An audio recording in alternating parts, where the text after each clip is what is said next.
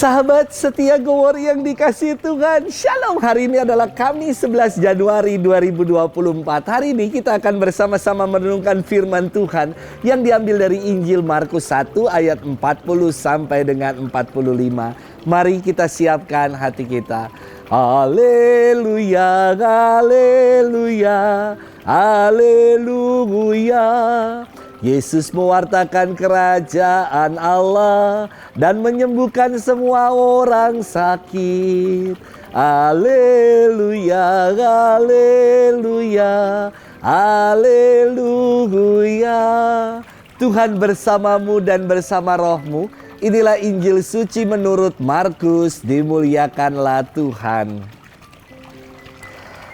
Sekali peristiwa seorang sakit kusta datang kepada Yesus.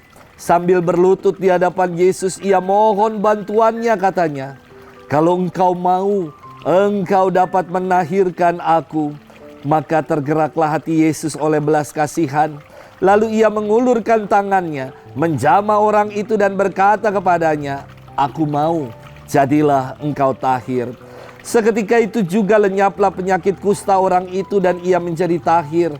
Segera Yesus menyuruh orang itu pergi dengan peringatan keras, katanya, "Ingatlah, janganlah engkau memberitahukan hal ini kepada siapapun, tetapi pergilah, perlihatkanlah dirimu kepada imam dan persembahkanlah untuk pentahiranmu persembahan yang diperintahkan oleh Musa sebagai bukti bagi mereka." Tetapi orang itu pergi memberitakan peristiwa itu dan menyebarkannya kemana-mana, sehingga Yesus tidak dapat lagi terang-terangan masuk ke dalam kota. Yesus tinggal di luar kota di tempat-tempat yang sepi. Namun orang terus juga datang kepadanya dari segala penjuru. Demikianlah sabda Tuhan. Terpujilah Kristus. Sahabat setia Go Warrior yang dikasihi Tuhan, Shalom.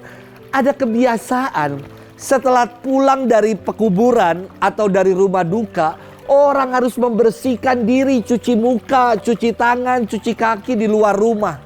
Konon katanya supaya yang buruk tidak masuk ke dalam rumah. Sebelum masuk ke kamar, baju harus diganti supaya tidak dikenali oleh arwah yang tadi didoakan. Karena kalau tidak, nanti arwah itu bisa datang dalam mimpi.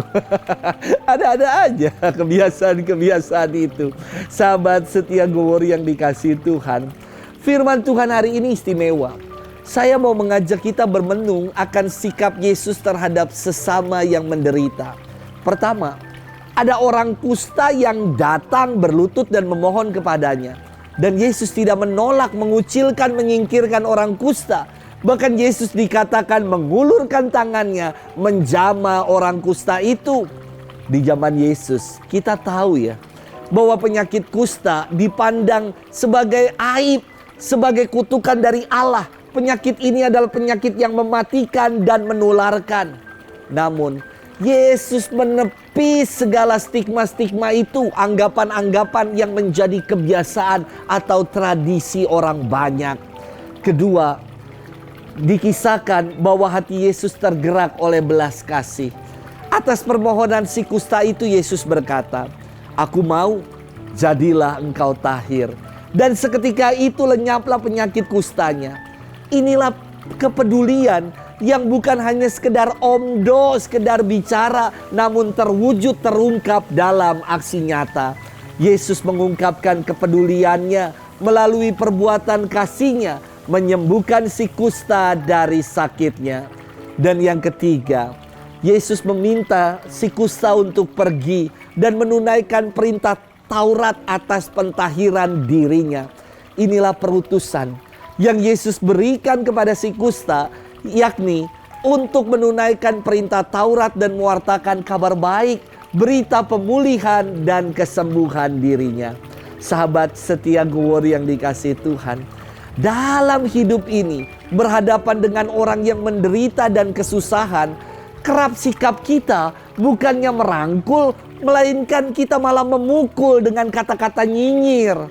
Meneladan sikap Yesus yang setia berbelas kasih dan berbela rasa, bahkan dengan mereka yang sakit dan menderita. merupakan ungkapan solidaritas, bela rasa yang nyata kepada orang kecil. Tema Ardas kita tahun ini adalah solidaritas dan subsidiaritas. Sudahkah kita berbelas kasih, berbela rasa dan solider kepada sesama kita, terutama mereka yang menderita, mereka yang kesusahan?